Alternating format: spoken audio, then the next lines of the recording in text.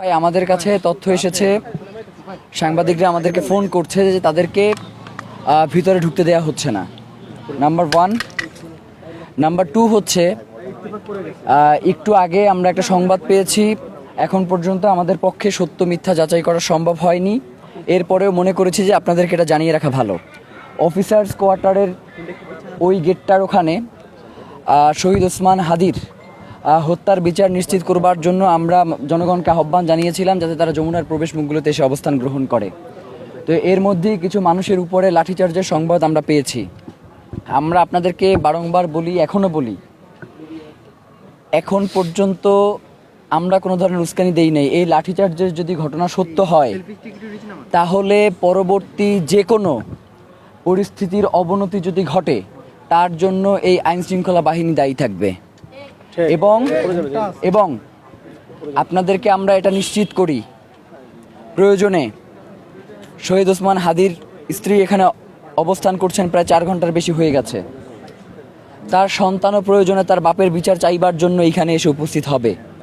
কিন্তু কোনোভাবেই শহীদ ওসমান হাদির হত্যার তদন্তকে জাতিসংঘের যেই তত্ত্বাবধানে না দিয়ে যদি কোনো টালবাহানা করে, সরকারকে যদি বিভিন্নভাবে প্রেশার ক্রিয়েট করে, তার মুখ বন্ধ করে রাখবার চেষ্টা করা হয়, সেটা আর কোনোভাবেই বাস্তবায়ন করা সম্ভব হবে না।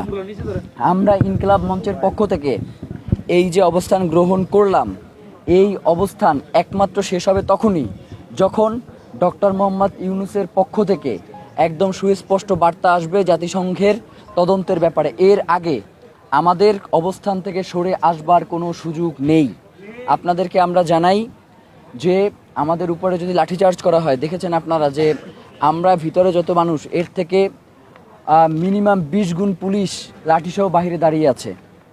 তো এই 20 গুণ পুলিশ আমাদেরকে যদি লাঠিচার্জ করতে উদ্যত হয়, আমরা যে লাঠিচার্জকে শুধু দৌড়ে পালিয়ে যাব এইটা যাতে তারা না ভাবে, আমরা অন্তত একটা লাঠির বাড়ি দেয়া হইলেও চেষ্টা করব।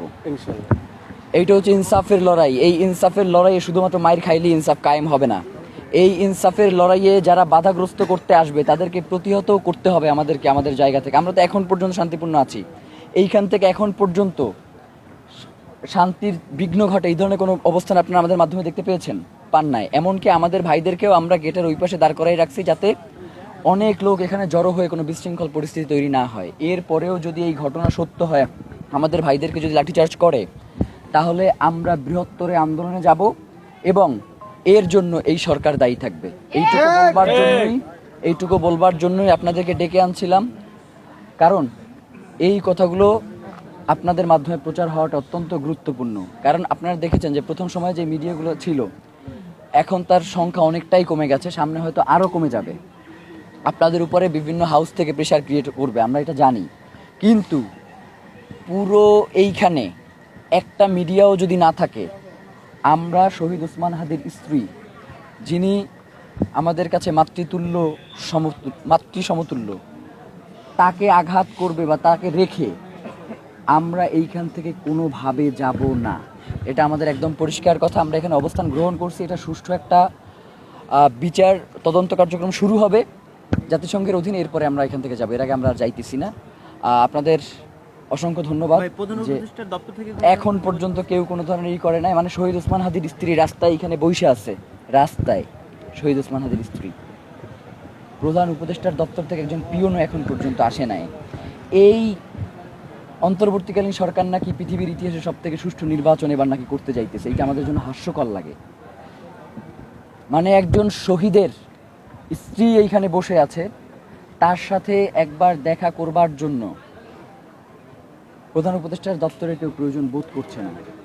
এইটা শুধুমাত্র আমাদের আশঙ্কা না, এটা জুলাই হারানোর একটা আশঙ্কা তৈরি হয়েছে। এবং আগামী দিনে বাংলাদেশে কোন ধরনের রাষ্ট্র ব্যবস্থা কায়েম হবে, ফ্যাসিবাদী, সেটারও আমরা একটা নীল নকশা দেখতে পাচ্ছি। যার কারণে শহীদ ওসমান হাদির হত্যার বিচার জাতিসংঘের তত্ত্বাবধানে এটার তদন্ত না হওয়া পর্যন্ত আমরা এখানে অবস্থান করবো। আসসালামু আলাইকুম।